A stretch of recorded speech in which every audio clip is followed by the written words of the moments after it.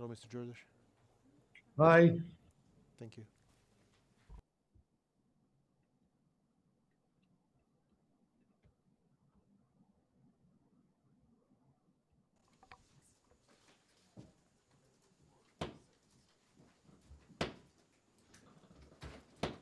All rise, veuillez vous lever.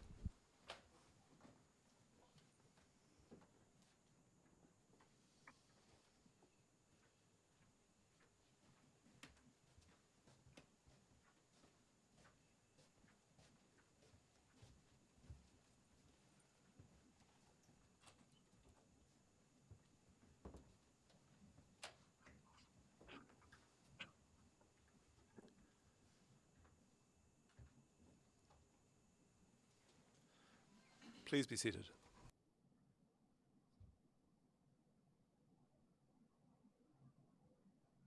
Well, thank you. We will continue now with... La présidente, merci. Nous reprenons le travail. C'est le tour de la défense de M. Stanisic. Vous avez 45 minutes pour présenter votre réponse. S'il vous plaît, gardez à l'esprit ce que nous avons souligné hier. Il est nécessaire de parler lentement et de ménager des pauses. Cela est indispensable pour les besoins du compte-rendu d'audience. Si vous pensez que vous avez besoin de quelques minutes supplémentaires, vous n'avez qu'à le demander. Mais ne vous précipitez pas, surtout, s'il vous plaît. Donc, allez-y, vous avez la parole. Vous avez 45 minutes pour présenter vos arguments. Maître Jordash, merci beaucoup et bonjour, mesdames et messieurs les juges. Les arguments présentés par l'accusation concernant l'ECC dans les moyens d'appel 1 et 2 constituent une tentative de redéfinir les éléments juridiques de ces formes de responsabilité et de réinterpréter l'approche adoptée par la Chambre de première instance et les conclusions qu'elle a tirées. Tout ce que nous avons entendu aujourd'hui, eh bien, ce sont les mêmes arguments que nous entendons depuis 20 ans au cours de divers procès. Ce sont les mêmes arguments que nous avons déjà entendus en première instance. Donc leurs arguments, en fait, ne sont pas de véritables arguments qu'il convient de présenter lors d'un procès en appel. Alors, avant de passer à nos arguments principaux, l'accusation essaie d'abuser de la notion de l'ECC pour assurer une déclaration de culpabilité. Comme nous le montrons dans le premier diapositive, leurs allégations relatives à l'ECC sont trop étendues. En fait, c'est une espèce de cheval de Troie. Le fait est que l'accusé n'a pas été informé comme il se doit de ce qui lui est reproché. Ensuite, l'accusation essaie de profiter de chaque petit élément qui est favorable à sa thèse en fermant les yeux sur les normes juridiques applicables à l'ECC. Donc, il s'agit d'un cheval de Troie qui doit couvrir tous leurs besoins. L'accusation dit que Stanisic était responsable de diriger une unité d'hommes qui portait un béret rouge. D'après l'appel interjeté par l'accusation, toute personne ayant porté un béret rouge doit être considérée comme un membre de l'unité, comme quelqu'un qui a été dirigé par Stanisic et comme quelqu'un qui aurait participé à l'ECC. Mais cette thèse n'a pas été démontrée par l'accusation au paragraphe 388 et 432, la Chambre de première instance a conclu que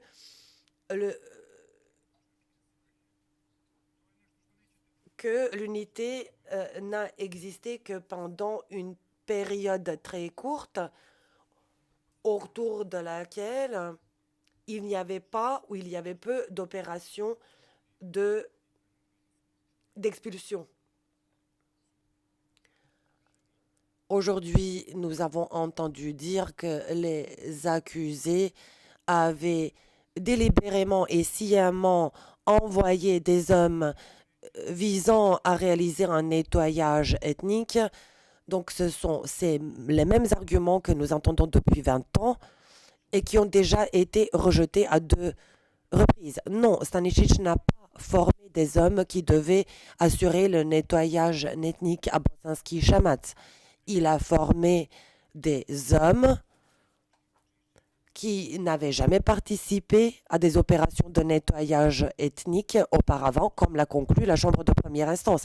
Bon, après, ces hommes ont participé au nettoyage ethnique, mais ce n'est pas la même chose.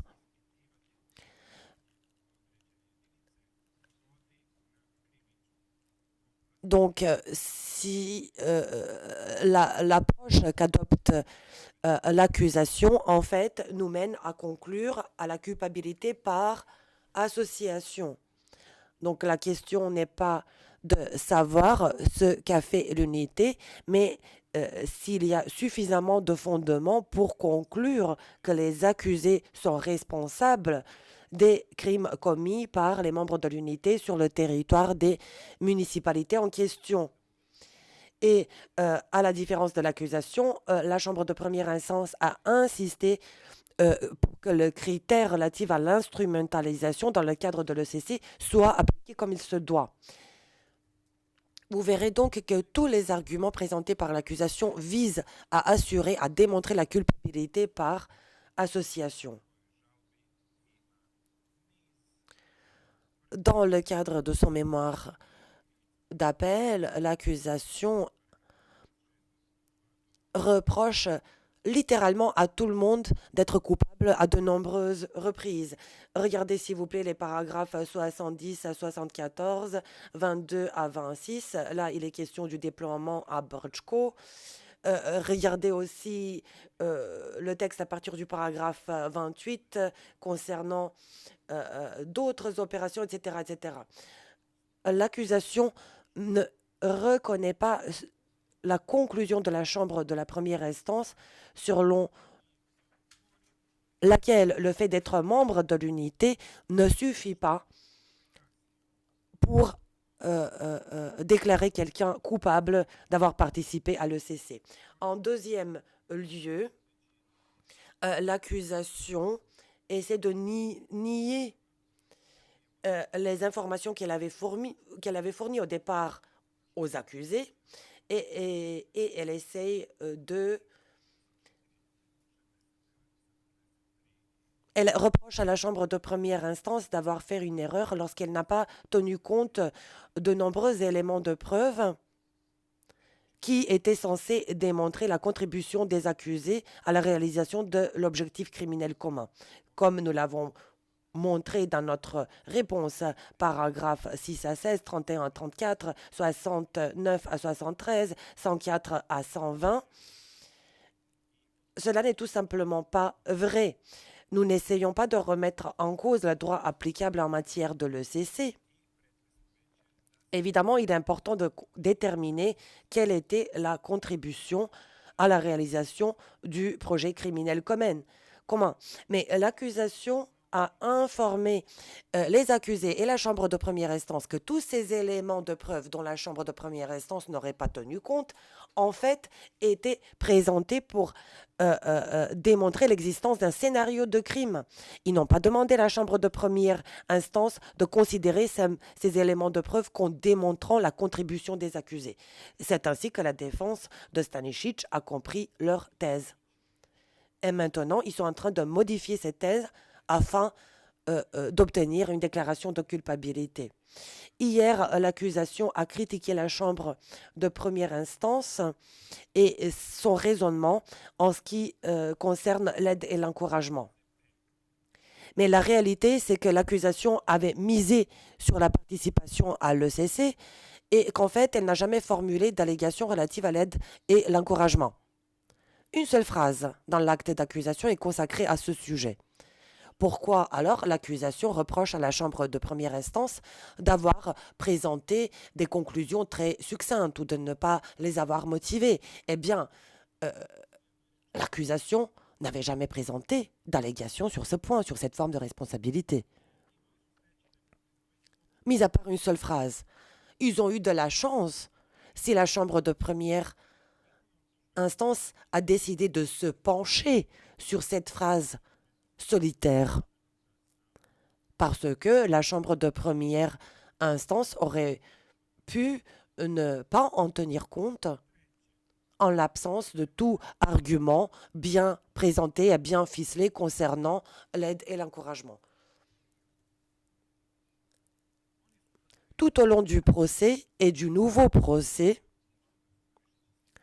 l'accusation n'arrête pas de changer sa thèse au fur et à mesure de la durée du procès.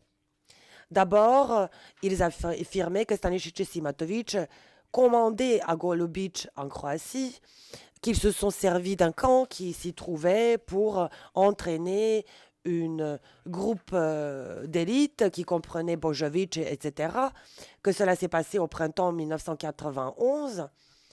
En fait, après, ils ont ajouté que cette unité d'élite a été formée aussi à Lejimir, à Paizoj, à Ozren, à Tara, après le mois d'août 1991, et qu'après cette unité avait été utilisée pour former de nouvelles recrues en Croatie et en Bosnie, mais nous savons qu'ils n'ont pas réussi à démontrer ces arguments.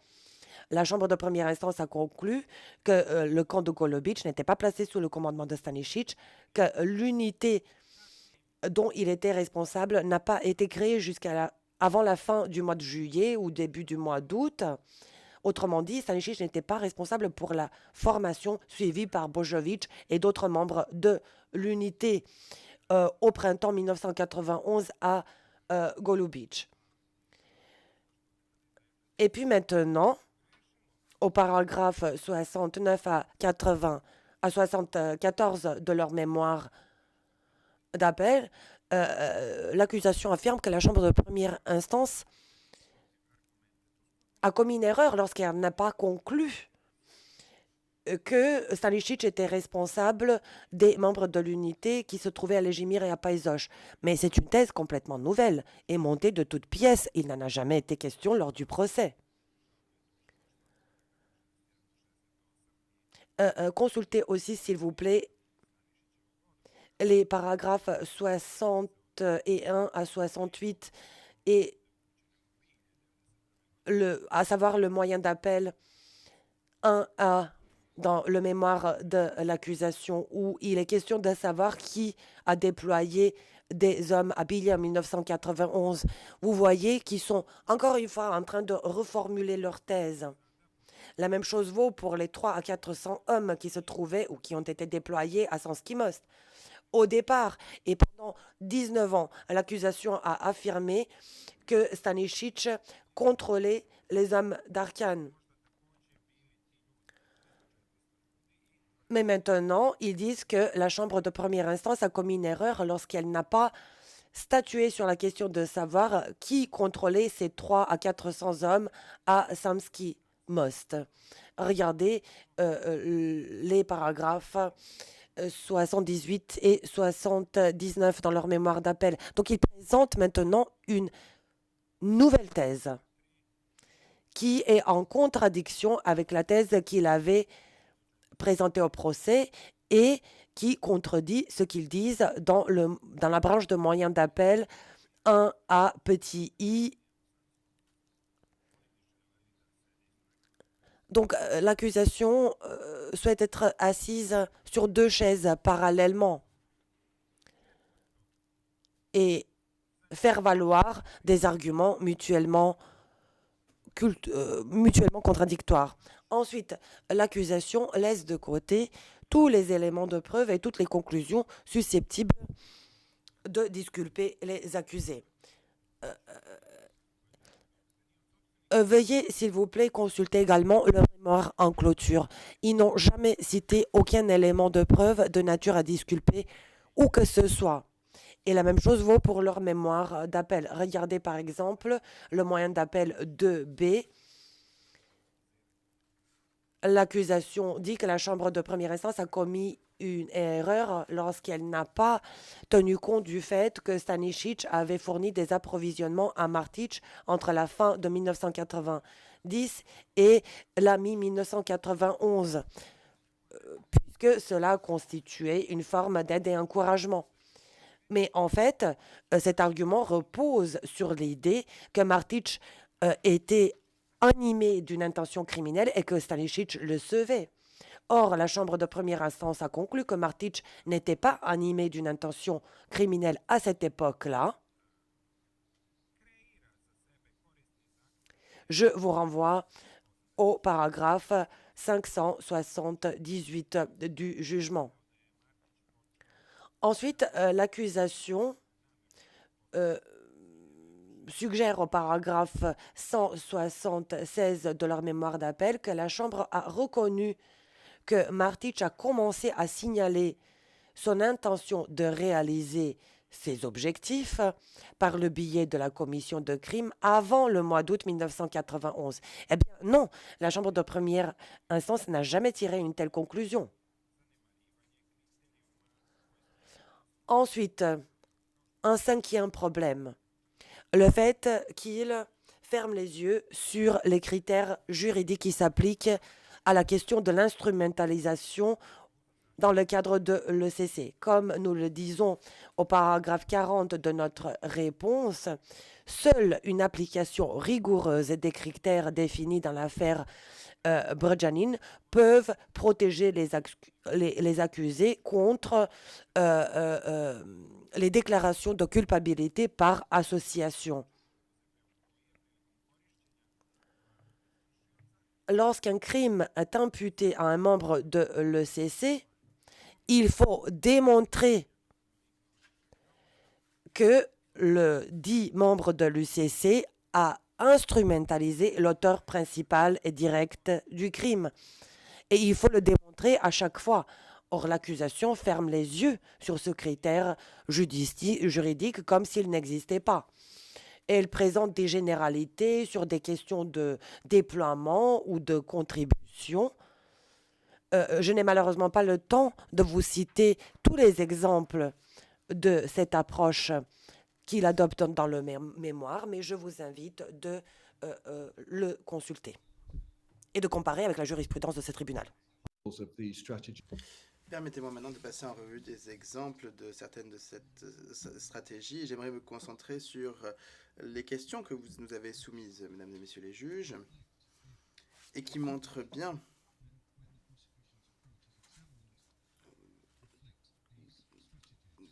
quelles sont les stratégies mises en œuvre par l'accusation. Et nous allons commencer par Arkan et Sensky Most.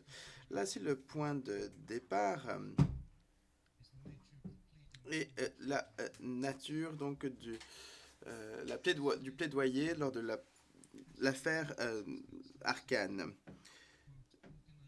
Vous avez donc dans le mémoire de l'accusation le fait que Stanisic avait, je cite, organisé, financé, soutenu et dirigé la SDG, soit l'une des 3 unités sous son contrôle lors d'opérations menées en Croatie et en Bosnie, voir paragraphe 438.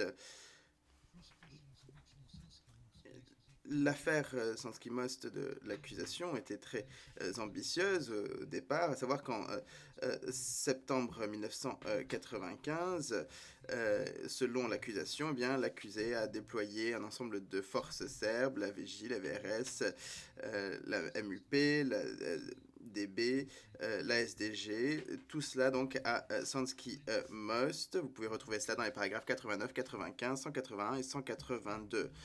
Tous ces éléments ont été rejetés, comme vous pouvez le revoir donc, dans les conclusions de la Chambre de première instance au paragraphe 450-452.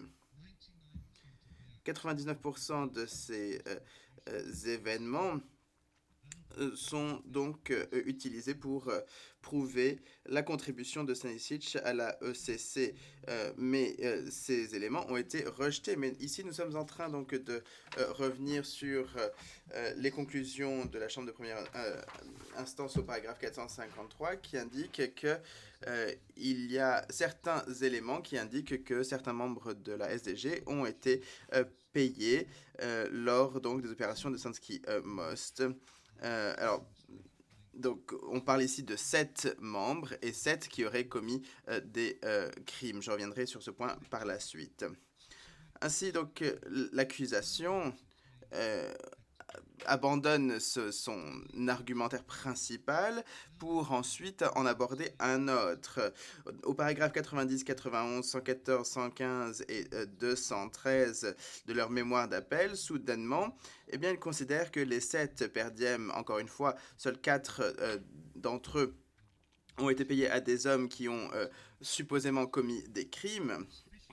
Eh bien, le fait qu'il y ait ces per diem soit suffisant pour établir donc, que l'accusé ait financé 300-400 hommes qui seront intervenus à Sansky Most et ainsi donc qu'il a apporté une contribution significative à l'OCC, tel que nous avons pu le discuter ce matin. Or, un procureur raisonnable ne pourrait considérer que cet élément sert de base pour prouver une contribution significative.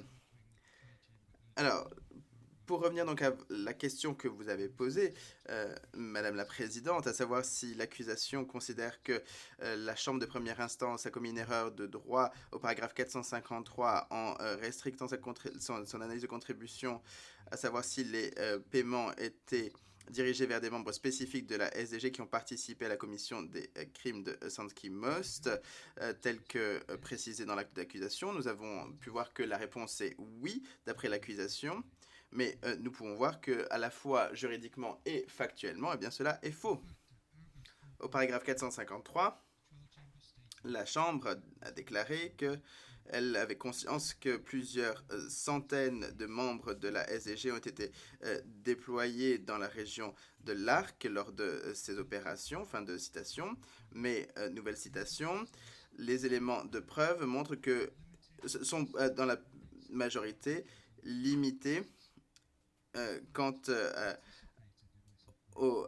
l'identité des individus qui sont présents sur les fiches de paye et quant à la probabilité qu'ils aient participé à ces opérations et qu'ils aient commis des crimes spécifiques liés à Sansky Most. Donc la Chambre a bel et bien pris en considération ces paiements de per diem en lien avec l'opération et en lien avec les crimes inculpés, mais la Chambre a considéré que les éléments de preuve ne répondaient pas à ces éléments, qu'ils étaient insuffisants, et donc il n'y a aucune erreur de droit qui a été commise.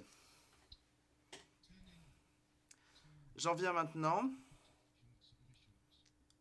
à l'argumentaire de l'accusation de manière plus générale. Si vous prenez le motif 1, branche A4C, paragraphe 113-116, et la branche 2B4, paragraphe 211-217, l'accusation considère que aucune chambre de première instance raisonnable aurait pu échouer à considérer que Stanisic avait contribué à l'OCC en finançant la SDG, qui ensuite a commis donc des meurtres, la persécution et des transferts forcés à Sansky Most en 1995. Notre réponse revient sur chacun de ces éléments. Ce motif, paragraphe 90, 92 et 114, 115 de leur mémoire d'appel, repose sur de la pure spéculation et 4 éléments présumés avec un inversement du de la charge de la preuve qu'aucune chambre raisonnable pourrait véritablement envisager. Vous pouvez retrouver donc ces éléments dans notre réponse au paragraphe 319, 322, 482 et 496. Vous allez retrouver ces éléments également sur la diapo 6 que je vais reprendre en détail pour les 10 prochaines minutes. Tout d'abord, donc il y a le fait de présumer que ces 7 hommes étaient aussi membres de la SDG et qu'ils étaient présents pendant les opérations de Sansky Mosque en 1995. Il y a aussi le fait de présumer que tous les membres de la SDG ont participé à des crimes de nature bien plus grande, puisque ce sont des crimes considérés comme en masse, que vous pouvez donc retrouver au paragraphe 115 du mémoire d'appel de l'accusation et notre réponse paragraphe 281. Le fait d'avoir présumé aussi que les paiements à la soi-disant SDG ont ensuite contribué de manière significative ou substantielle à l'OCC et aux crimes qui ont été commis. Et enfin, d'avoir présumé le fait que ces soi-disant paiements aient été faits par Stanicic afin de contribuer à l'OCC et d'assister donc aux crimes. Il est important de pouvoir analyser chacune de ces présomptions. C'est ce que nous allons faire afin de répondre à vos questions A, B et A, C. Tout d'abord, donc l'accusation considère que la Chambre aurait dû effectivement considérer que sur la base des 7 personnes mentionnées au paragraphe 453, pouvait ensuite être généralisé à tous les noms qui figurent sur la liste des fiches de paye. Et donc qu'ils auraient dû conclure que chacune de ces personnes incluses sur cette liste faisait donc partie de la SDG et qu'ils aient donc participé aux opérations de Sansky Most.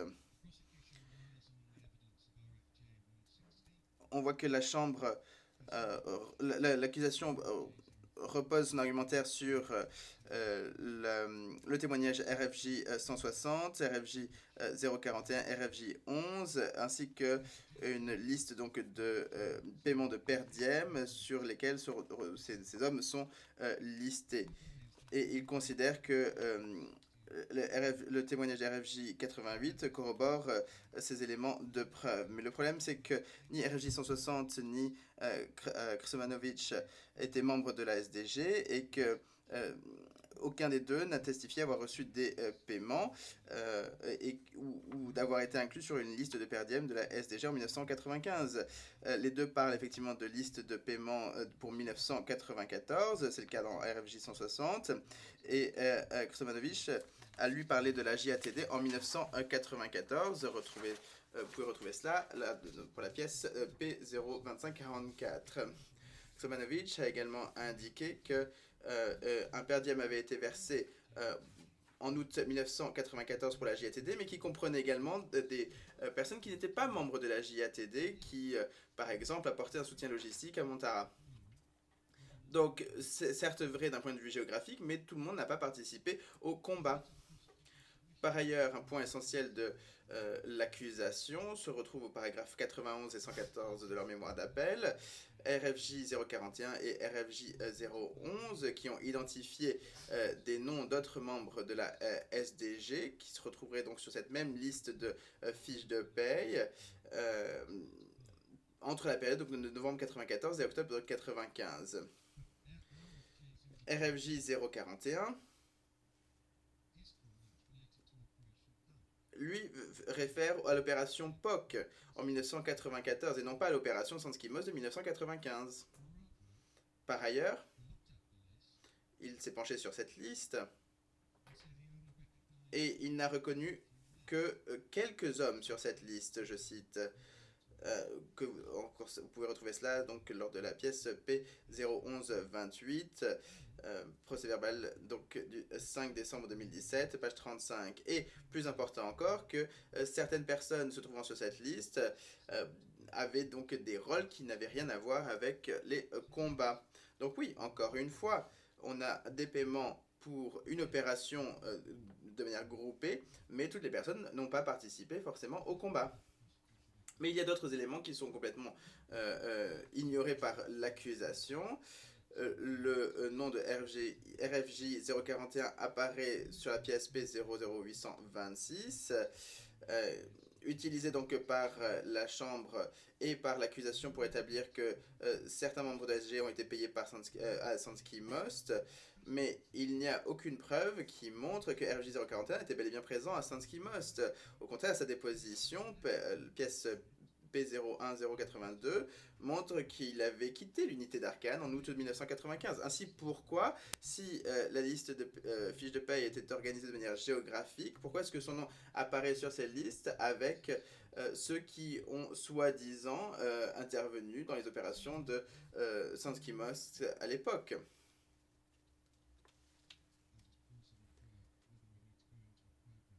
Je me demande s'il est peut-être nécessaire de passer en huis clos partiel. Est-ce qu'il est possible de passer en huis clos partiel? La présidente, oui, nous pouvons.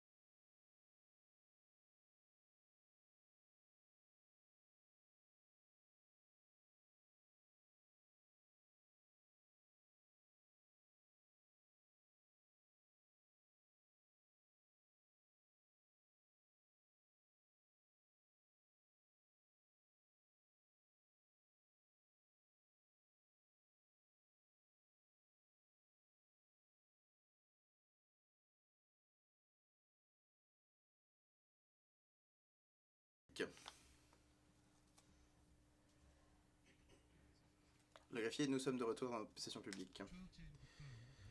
Donc la Chambre considère qu'il y avait certains éléments de preuve qui indiquent que certains membres de la garde des volontaires serbes étaient présents sur ces listes de fiches de paye et étaient présents à Sansky Most pour les opérations de 1995, mais que les éléments de preuve étaient limités, notamment quand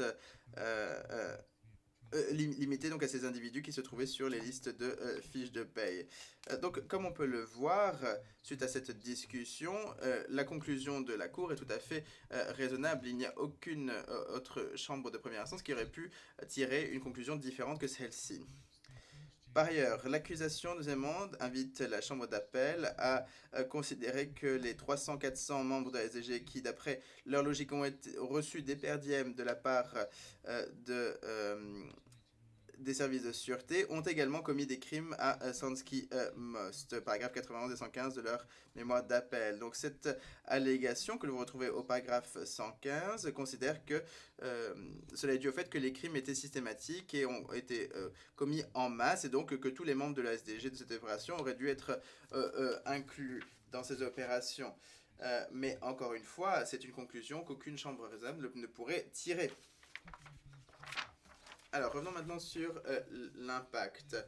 La troisième allégation de l'accusation est que la Chambre de première instance aurait dû conclure que chacun de ces paiements effectués aux membres soi-disant de la SDG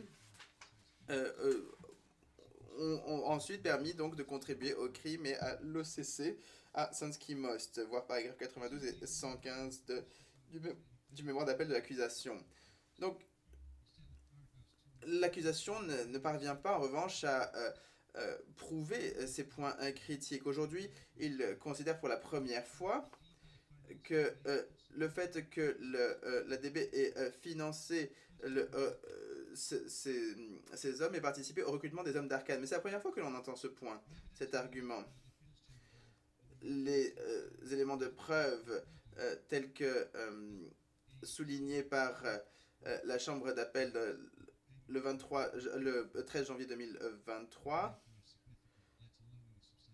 ne permet pas effectivement d'établir que cela constitue une contribution significative au crime.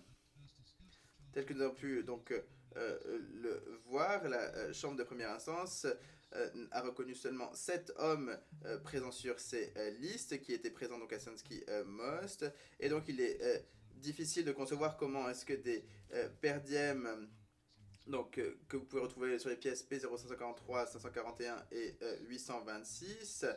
Donc, les listes de fiches de paye. Donc, les per diem qui ont été donnés à 7 hommes pouvaient être considérés comme une contribution significative au financement ou même à la commission des crimes ou des activités de Sansky Most. Ce n'est pas le cas. Et il n'y a pas eu de preuve qui a été fournie pour ces preuves n'ont pas été fournies jusqu'à présent, elles ont été fournies qu'aujourd'hui, et donc nous devons rejeter cet argument. Par ailleurs, la défense de Sanicic s'est concentrée sur la démonstration du fait que comment est-ce que la SDG a véritablement soutenu ses propres opérations. Comme vous pouvez le retrouver au paragraphe 152 et 641, nous discutons d'un certain nombre de soutiens, notamment donc, par le biais d'armes, de tanks, et donc on est très loin effectivement de ce qui a pu être trouvé en lien avec l'accusé, puisqu'avec l'accusé, le seul lien que l'on a, eh bien, ce sont ces per diem qui ont été payés. Par ailleurs, la conclusion de la Chambre de première instance considère que les hommes d'Arkane ont été essentiellement soutenus par d'autres acteurs, à savoir le RSMUP et le VRS. Ainsi, on voit donc qu'ils faisaient partie d'un commandement d'opération qui était essentiellement donc dirigé par le vice-ministre de l'Intérieur, Tomislav Kovac, par le leadership du RS et par les responsables de la République serbe et par le MUP de la République serbe. Comme cela est indiqué dans nos paragraphes 487 et 492 de notre réponse, comment est-ce que l'on peut considérer que quelques per diem constituent une véritable assistance significative? Je pense que cela n'est pas corroboré par les témoignages RFG 88, 11 et 41, tels que mentionnés dans votre question, puissent véritablement avoir un impact. It was our defense case, final trial.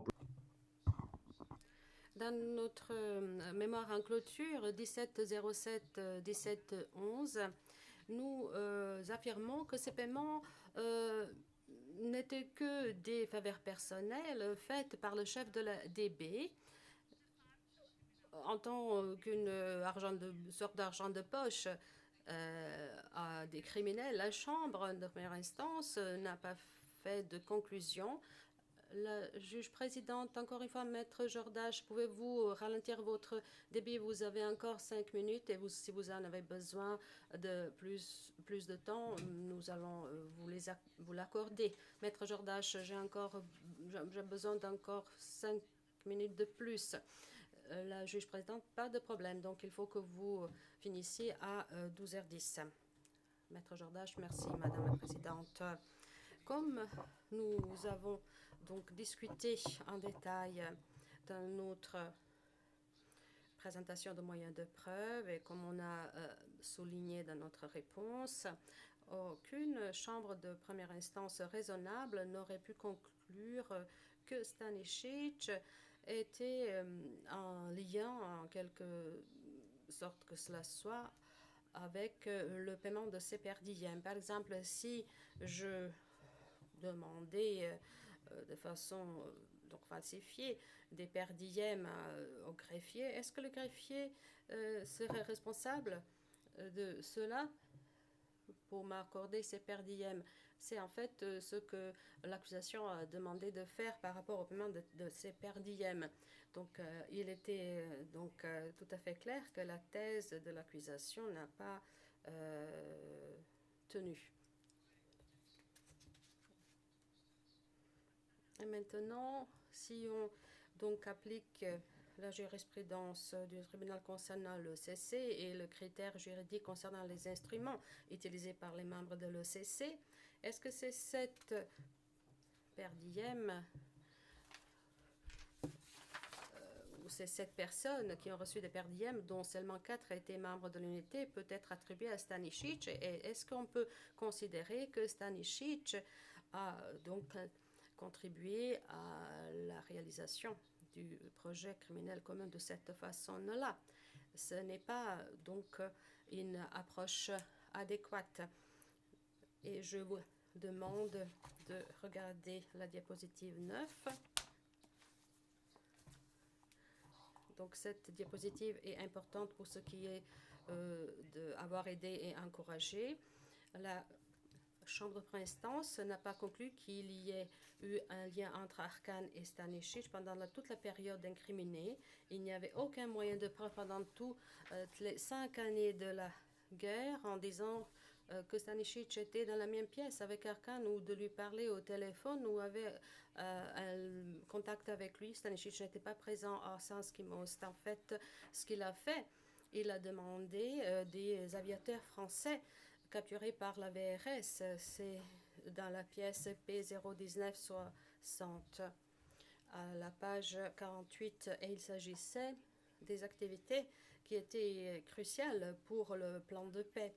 C'est seulement quelques mois avant cela, il était la personne qui a assuré la libération de des centaines des otages des Nations Unies. Et l'accusation dit aujourd'hui qu'il donc payait des per diem pour que le projet criminel commun soit réalisé.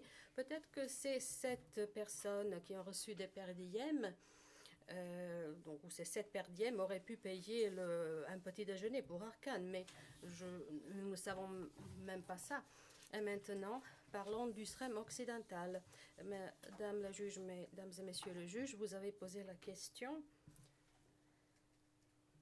de savoir si, excusez-moi, il faut que je revenir en arrière au paragraphe 490 96, l'accusation dit que la Chambre a commis une erreur en concluant au paragraphe 162 du jugement qu'il n'y avait pas de moyens de preuve suffisants pour conclure que les membres de l'unité auraient été impliqués à la commission des crimes inculpés et commis dans le SREM occidental. Selon l'accusation, les moyens de preuve corroborent le fait que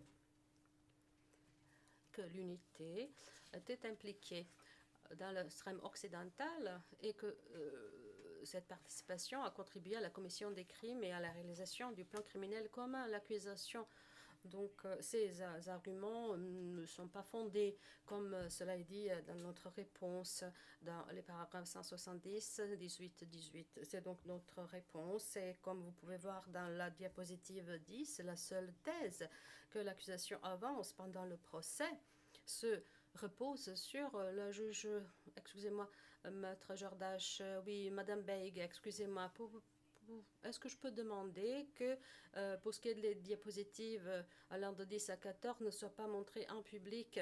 C'est parce que sur ces diapositives, il y a des informations confidentielles à la présidente. Maître Jordache, pas d'objection. Maître Jordache, c'était mon intention également de demander cela à la présidente. Très bien, vous pouvez continuer, Maître Jordache. Permettez-moi de... Excusez-moi, est-ce qu'il faut qu'on passe à huis clos? Maintenant, la présidente, nous essayons d'organiser cela. Maître Jojas, très bien. La présidente, le greffier, rien n'a été publié entre-temps. Merci. La présidente, vous pouvez continuer. Ces diapositives ne seront pas montrées au public. Maître Jordache, la diapositive numéro 10. L'accusation, malgré tout ce qu'elle a expliqué longuement aujourd'hui, s'est appuyée pendant le procès sur le témoignage du témoin RFJ 137, à savoir sa déposition. Elle ne concernait qu'un seul événement à une seule localité pendant l'opération, soit à Babaska, soit à Charingrad, soit à Ilok. La diapositive numéro 11, qu'il ne faut pas montrer au public, la thèse ambitieuse de l'accusation englobe les villages du Srem occidental, mais dans la diapositive 12, vous pouvez voir, compte tenu de l'essentiel du témoignage du témoin RFJ 137, il parle du fait que la participation de l'unité était de nature limitée. Et c'est pour cela la réponse à votre question concernant le Srem occidental, où vous posez la question de savoir si la Chambre de première instance a commis une erreur au paragraphe 162 du jugement en réduisant la contribution à la participation des membres de l'unité à la commission des crimes inculpés dans l'extrême occidental. En fait, cette question n'est pas fondée puisque tout renvoie à l'essentiel du témoignage de ce témoin RFJ 137. C'est donc P 00261 et 88 où il ne donne pas plus d'informations. Si ne vous acceptez pas le témoignage de ce témoin, c'est la fin. Donc c'est la fin de leur thèse puisqu'ils n'ont pas réussi à démontrer que l'unité a pris part à cette opération. Et puisque je n'ai plus beaucoup de temps, j'aimerais maintenant parler du moyen de preuve qui est le plus important et dont l'accusation n'a pas fait mention. Il s'agit du témoignage du témoin RFJ 137 dans la diapositive 14 qui ne doit pas montrer au public, dont on discute dans notre réponse au paragraphe 297 à 301. Il a également confirmé dans cette même déposition que Stanisic n'a jamais donné d'ordre à eux. Et encore plus important, Stanisic et Simatovic étaient fâchés lorsque ils ont appris que l'unité avait pris part dans l'opération dans le Srem occidental. Je cite, Stanisic et Simatovic étaient fâchés puisque l'unité a participé à cette opération et par la suite, ils leur ont dit qu'à l'avenir, ils ne devaient pas agir sans leur approbation précédente. Fin de citation. Il s'agissait d'une unité antiterroriste. C'était une opération antiterroriste qui devait donc assurer la sécurité aux personnes importantes et aux installations. L'accusation ne dit rien pour ce qui est de cette déposition au paragraphe de leur réplique disent que la présence de Stanisic le lendemain de l'opération dans le Srem occidental, son contact avec l'unité démontrait qu'il avait contrôle sur l'unité et que l'unité opérait sous son commandement. Ils ont raison de dire que cela parle de son autorité, mais également cela parle du fait comment l'unité donc ne obéissait pas ses pouvoirs et aucun procureur raisonnable ne devrait donc ne pas prendre en considération ce moyen de preuve. Aucune chambre raisonnable n'aurait conclu que le critère d'instrument de l'ECC était convaincant. Bien sûr, l'autorité de Stanisic est également pertinente pour les allégations donc ultérieures de l'accusation en disant que la Chambre a commis une erreur puisqu'elle n'a pas conclure à la responsabilité pour avoir aidé et encouragé, mais leurs allégations doivent être rejetées aujourd'hui puisqu'ils disent au paragraphe 207 et 208 de leur mémoire d'appel que Stanisic Simatovic aurait dû déployer les membres de l'unité dans le Srem occidental puisqu'ils ont formé l'unité avec l'autorité générale sur l'unité. Et donc le témoignage de ce témoin parle en fait des dangers de ce type concernant l'approche de l'accusation. Nous savons sur la base du témoignage de ce témoin que Stanisic Simatovic n'ont pas approuvé cette opération.